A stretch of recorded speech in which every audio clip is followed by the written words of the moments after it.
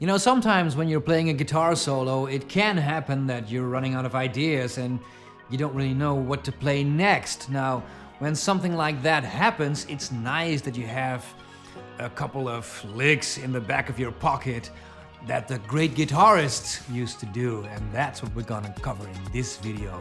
Starting off with Mick Taylor.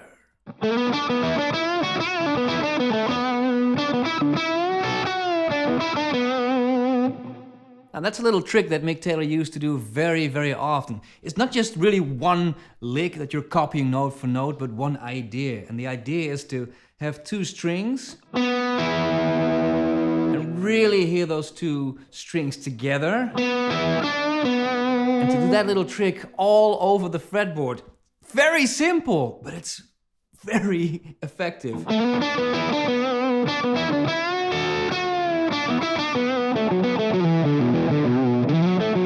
So you can tell it's all this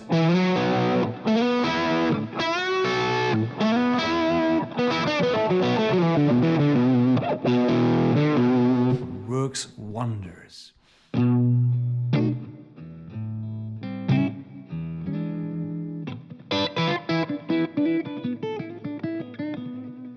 Now, if you think that's a Stevie Ray Vaughan lick, no, it's not. This is something that Buddy Guy did, at least the first guitarist I ever heard playing that lick. And it's very effective in blues music.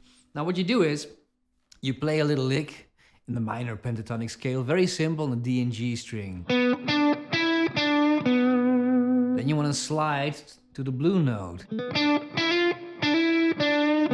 Maybe an extra hammer on. You can play it different each and every time, but then the trick is to add the top string with a little bar here with the index finger, and you have to pick that string with your middle finger while using the pick to still play the lick. And every note you play, pick that top string as well.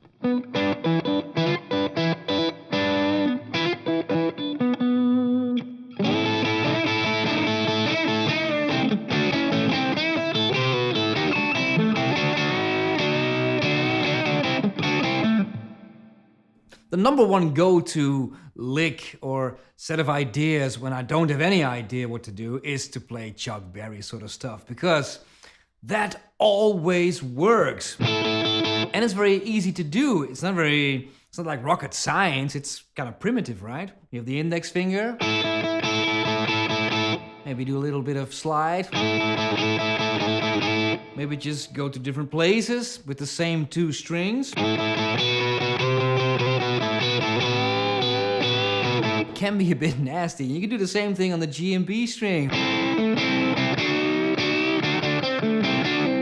Mix the two.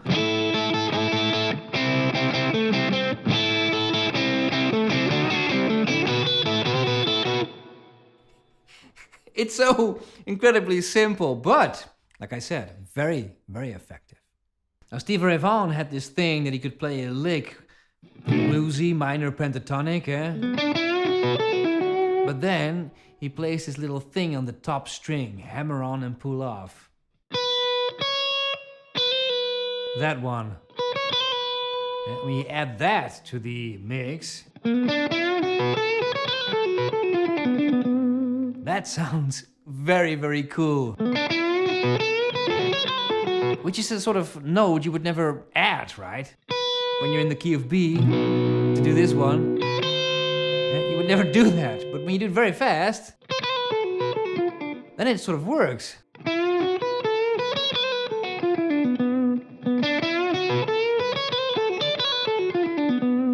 Beautiful.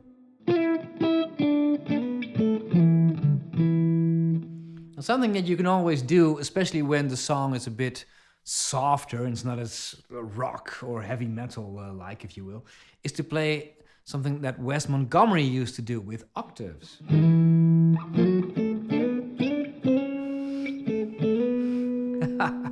Immediately it sounds a bit different, and that's cool, eh? So you don't have the same sort of sound, you mix it up. The thing thing though is you have to be very careful to mute the strings that you don't want. And you do want to play with your thumb as well, because that doesn't really work, but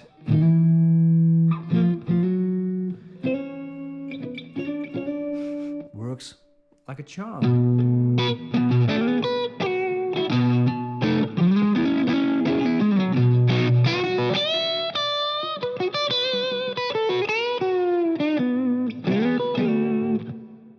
My favorite guitarist by far is Jimi Hendrix, and there are loads of ideas that you can nick from the man. Now, some of the things that I like to do is that he has this little thing where he has this bend upwards, which is easier to do, say in the key of B, going from the 10th to the 12th fret. But Hendrix does it even one fret down. Now, why do it that hard so that he can do a descending bend afterwards on the G string? That's a Hendrix little lick, they're right there. That you can stick anywhere in between.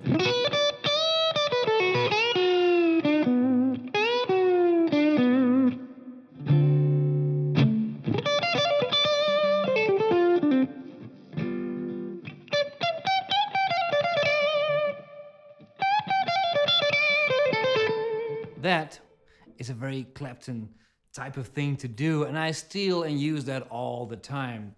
You have a hammer on and pull off, and then you end with those two notes. Slowly. When you play it slow, it's very doable. The trick is to do a bit of vibrato on the last one, and of course to play it fast. And then you can do it on different places on the fretboard. Yeah, maybe mix them together. But you always have those two notes at the end.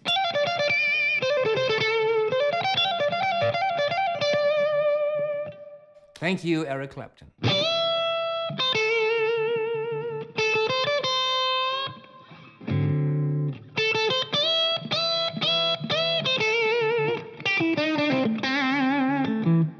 Albert King. Imagine playing your guitar upside down and then you get a glimpse of what it feels like to play like the man himself. Now, we're not gonna do that, obviously, but he has that famous lick, which is impossible to play with a straight face. You can sort of play with the bend. You can do, here in this case, in the key of A, the 10th fret, or you can do the middle finger and sort of play with it.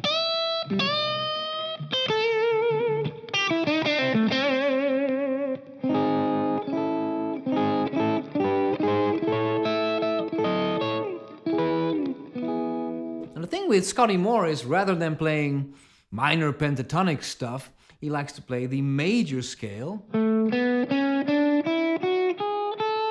And not just with one note, but two notes, major and minor thirds. Which is a little bit more difficult to remember. It's easy to make a mistake. No, you have to remember the sequence. If you can though, then you just follow the chords and you can play a beautiful guitar solo.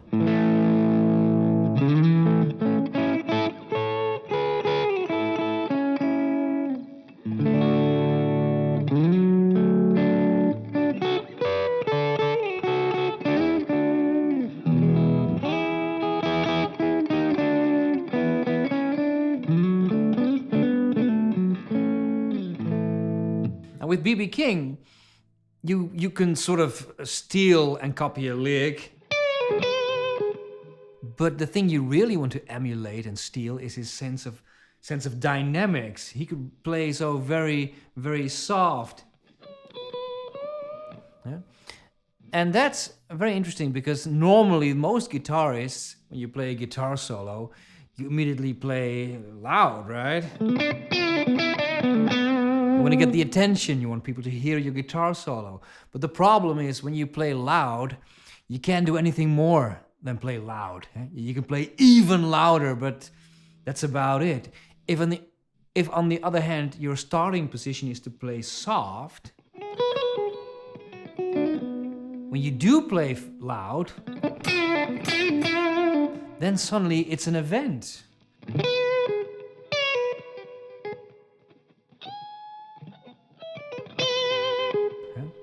So that's the one thing I would say steal from B.B. King. It doesn't really matter what you play.